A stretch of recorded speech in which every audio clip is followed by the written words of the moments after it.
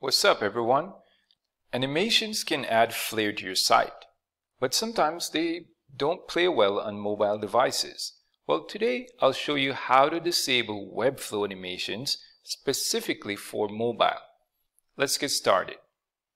First, go to the page where your animation is set up. Select the element with the interaction or animation applied. Go to the Interactions panel and select the animation you want to adjust. Click on the Settings icon next to the animation's name. You'll see options for trigger settings. Here you can specify which devices the animation should run on. Uncheck Mobile Portrait and Mobile Landscape to disable the animation on mobile devices.